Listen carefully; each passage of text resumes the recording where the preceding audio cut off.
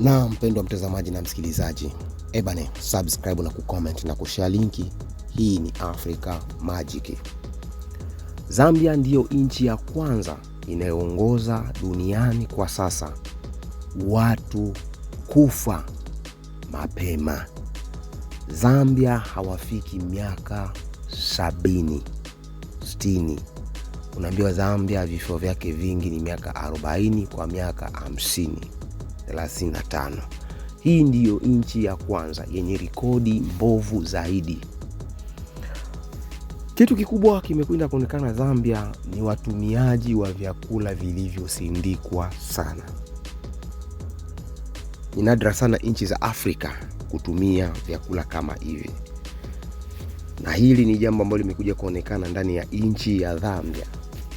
Nchi ya Afrika ambayo imekwenda kuonekana kwamba yenyewe ni nchi ambayo inakwenda kutumia sana vyakula vilivyosindikwa. Hivyo imeingia ndani ya rekodi za Afrika kwa nchi ambayo ina vifo vingi ambavyo havifai kulingana na umri wa watu wanaopata kuishi ndani ya nchi hiyo. Uwe kijana, uwe mzee, ni wale wazee wa miaka ya nyuma, kiasi kwamba vizazi vya kale Zambia vimetoweka. Kama ulikuwa ujui, hizi ni takwimu ambazo zimekuja kuonekana. Kiwanda hicho unakwenda kukiona hapa ni viwanda ambavyo vimetengenezwa kwa kusindika mbolea ambazo zinasababishwa na kutengeneza vyakula mbalimbali ndani ya nchi hiyo. Mtazamaji na msikilizaji, haya ndiyo Africa Magic walikuletea. Ujue kile kinachoendelea ndani ya nchi ya Zambia. Ujue rekodi zao, viwanda vilivyotoka sehemu mbalimbali ulimwenguni.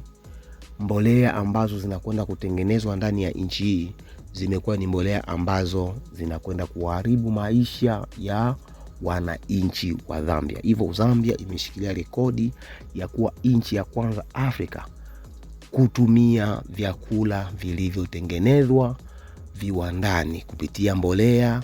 Chakula chochote Zambia kinatoka kwenye mbolea, pale ya kutegemea udongo alioumba Mwenyezi Mungu. Mtazamaji na msikilizaji, hayo ni maswaiba makubwa sana. Nchi haipasi kuwa hivyo.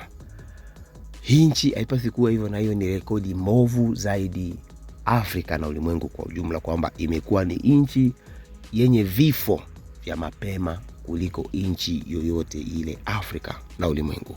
Kama ulikuwa ujui, haya ndio mazuri ya Africa Magic.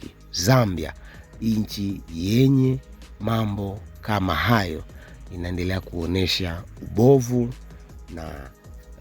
na ni mojawapo ya changamoto na aibu vile vile, kwamba kutegemea